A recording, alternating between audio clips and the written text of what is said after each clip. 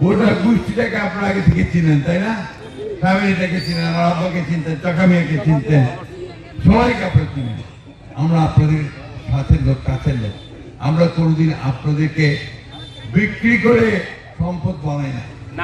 আমরা রাজনীতি করে সম্পদ বানাইনি। আমরা আমাদের বাড়ি ঘর, বাপ দাদার যাওয়া জমি জমা বিক্রি করে রাজনীতি করি। তাহলে আমাদের কাছে আপনারা নিরাপদ থাকতে পারবেন। আমরা অন্তত আপনাদের আমানত নিয়ে খেয়ানত করবো না। ঠিক আছে ভাই? আমি বক্তব্য বেশি রাখবো না, আপনাদের কাছে আমার বক্তব্য বেশি রাখার দরকার নাই। শুধু একটা কথা বলি, এই যে কিছুদিন আগে এক ভাই আমাদের মোহরার অ্যাসোসিয়েশনের বক্তৃতায় বললেন যে আর একটা দল যে জামাত ইসলাম আছে ও ধর্মটাকে ব্যবহার করতেছে। রাজনীতিতে ধর্মের ব্যবহারটা ঠিক না, ঠিক না।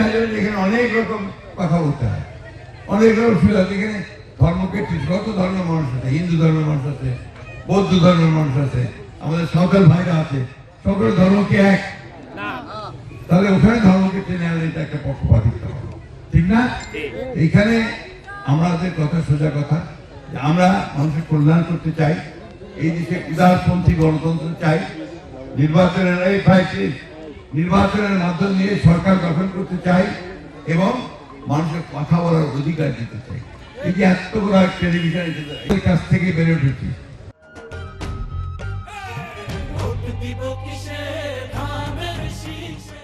আমার বয়স প্রায় ৭৮, এটা আমার শেষ নির্বাচন। এরপরে আমার সেই বয়স থাকবে না, আমার সেই সুযোগও থাকবে না।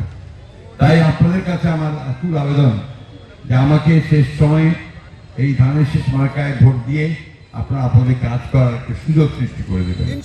আমার দলের কোনো লোক এই ধরনের দুর্বৃত্তায়নের সঙ্গে, অপরাধের সঙ্গে যদি কেউ জড়িত থাকে আমাদেরকে বলবেন, আমরা সাথে সাথে তার বিরুদ্ধে ব্যবস্থা নেব। আমরা কখনোই এলাও করবো না। আওয়ামী লীগ যে কাজ করছে সেই কাজ আমার দলের লোককে আমরা করতে দেব না। আমি বিশ্বাস করি তারা করেনি, তার মধ্যে নিশ্চয়ই আপনাদের সঙ্গে সেটা করবে। বন্ধুগণ, আজকে নির্বাচনে একটা অসুবিধাই হচ্ছে আমাদের। অসুবিধায় কি আগে সবসময় নির্বাচন করছি নৌকা ধানের শীষ, তাই না? নৌকাটাকে চিনতাম, এখন যে আপনার দাঁড়িপাল্লা আসছে এটাকে ঠিক চিনি না। অনেক বেশিরভাগ মানুষ এটাকে চেনে না। নতুন দল না হলেও অনেক পুরানা দল, ব্রিটিশ আমল থেকে দলটা আপনার রাজনীতি করে। কিন্তু আমাদের এই অঞ্চলে আমরা যেহেতু জামাত ইসলাম ঠিক সেইভাবে আসেনি কখনো, বহু আগে ছিল।